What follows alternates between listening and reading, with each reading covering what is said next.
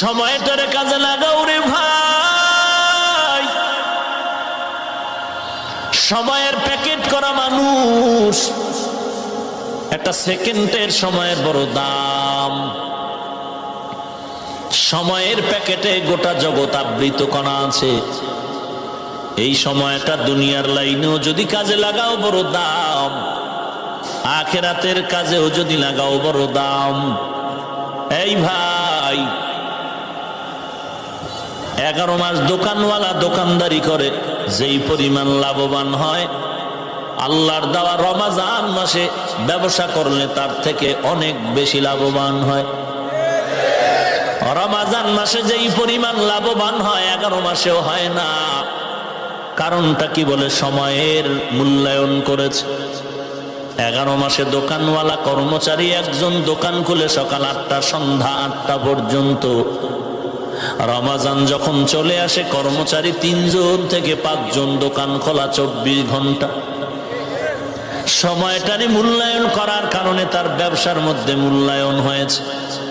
এই ভাই, সময়টাকে তুমি দুনিয়ার লাইনেও যদি কাজে লাগাও, দুনিয়া তো বড় দামি হয়ে যাবে।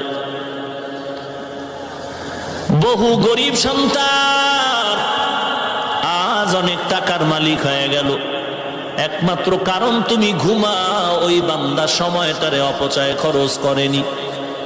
সময়টারে কাজে লাগাও। দুনিয়ার যত বড় বড় মনীষীদের এত নাম, এত নাম, এত নাম। আব্রাহাম লিঙ্কন, মাও সেতুন, লেনিন, কার্ল মার্কস, দুনিয়ার লাইনের তারা দুনিয়াদারের কাছে মুরব্বী। এই আব্রাহাম লিঙ্কন এত বড় শিক্ষিত ছিল না, তার মূর্খতার গবেষণার মধ্যে গণতন্ত্রের জন্ম নিল। তার ওই গণতন্ত্রের থিওরির উপর শুধু বাংলাদেশ না, বিশ্বের মধ্যে ওই আব্রাহাম লিঙ্কনের থিওরি গণতন্ত্রে বহু দেশ চলতেছে। আব্রাহাম লিঙ্কনের এত দাম আজ মানুষের কাছে কেন? সময়টারে মূল্যায়ন করেছে।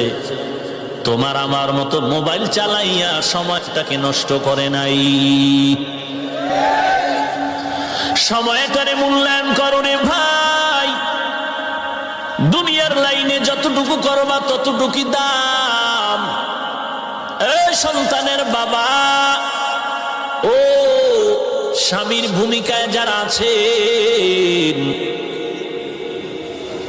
জীবনটাকে আপনি গড়তে যদি চান, দামি জিন্দেগি বানাতে চান, তো সময়টারে মূল্যায়ন করবেন, দামি হয়ে যাবেন।